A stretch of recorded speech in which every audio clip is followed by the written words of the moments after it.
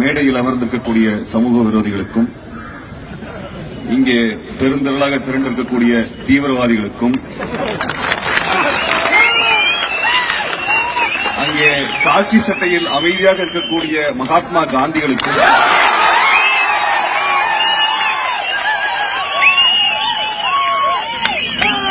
மகாத்மா காந்திகளினுடைய தலைவர்களாக இயேசு கிறிஸ்துவர்களாக இருக்கக்கூடிய ஜார்ஜுகளுக்கும்,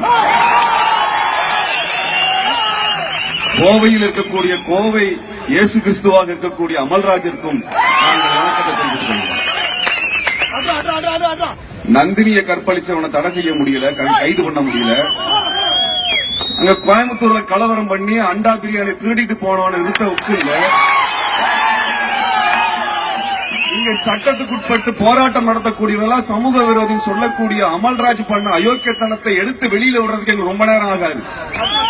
இங்க காஞ்சி மக்கள் மன்றத்துடைய தோழர் இருக்கிறார், பேசினா அமல்ராஜ் மண்டவாளம் முழுக்க வெளியே வரும். இங்க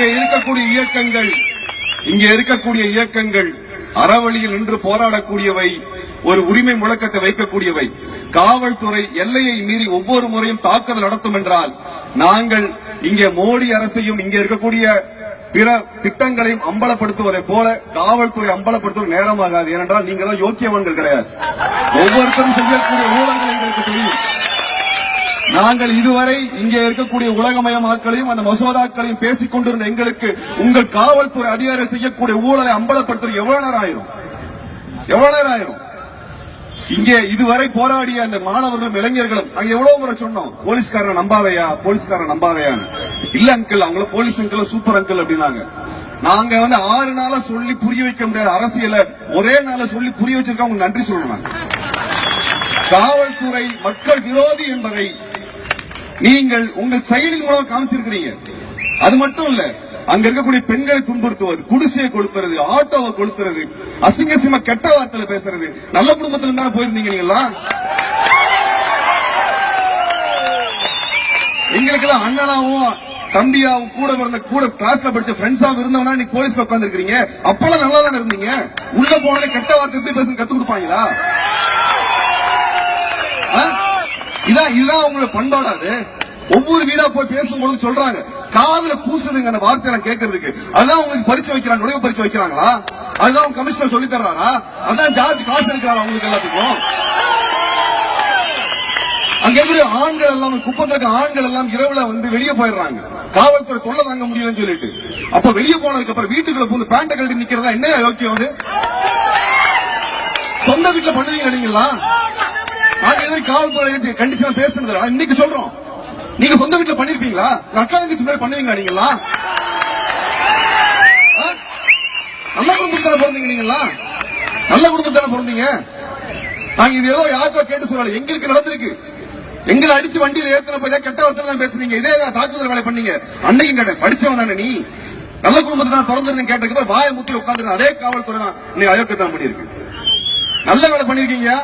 இந்த மாணவர்கள் அரசு இளைஞர்களுக்கு அரசியல் சொல்லித்தர முடியாது நினைச்சோம். நாங்க பேசின அரசியல் எல்லாம் தெரிஞ்சு வந்தவன் நீ ரோட்டுக்கு வந்தான். வெறும் ஜல்லிக்கட்டுக்கெல்லாம் வரல. RSS காரன் பீட்டா ஒழிக சொன்னதுக்காக மட்டும் வரல. அதெல்லாம் தாண்டி என்னைக்கோ போயிட்டான்.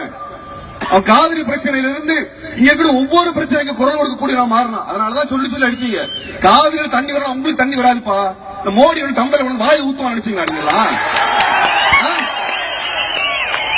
காவிரியில போராட அடிக்கிற, முல்லை பெரியாறுல போராடணும் முட்டி பேக்கணும் சொல்லி பேசிட்டு இருக்க.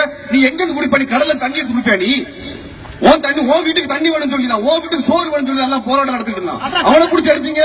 சட்ட ரீதியா என்ன நடக்கணுமோ அதை எடுங்க, தப்பு இல்ல. வழக்கு பதிவு பண்ணுங்க, தப்பு இல்ல. சட்டத்தை மீறி அடிக்கிறதும் உடைக்கிறதும் வீட்டுக்குள்ள நுழைகிறதும் அந்த வன்முறை செய்யறதும் வீட்டை கொளுத்துறதும் அந்த ஆட்டோவை கொளுத்துறதும் என்னையா இது? நீங்க மனுஷங்க தானே? இதே நாட்டில் இருக்கீங்க. கர்நாடகாரன் போலீஸ்காரன் பண்றானா? கேரளாக்காரன் பண்ணானா? ஆந்திராக்காரன் பண்ணானா? அங்கெல்லாம் இருக்காங்க. உங்களுக்கு தனியா சம்பளம் தரானா? உங்களுக்கு தனியா சம்பளம் தரானா? உங்களுக்கு 10,000 சம்பளம், சம்பளத்துக்கு வேலையை பாருங்க. ஆனா அந்த சம்பளத்துக்குரிய வேலைக்காக நாங்க காவல்துறை நிலையத்துல வழக்கு பதிவு பண்ண மாட்டீங்க. அடிக்கிறதுக்கு மட்டும் பண்றீங்க. நீங்க போலீஸா பொறுக்கியா? நீங்க யாரு?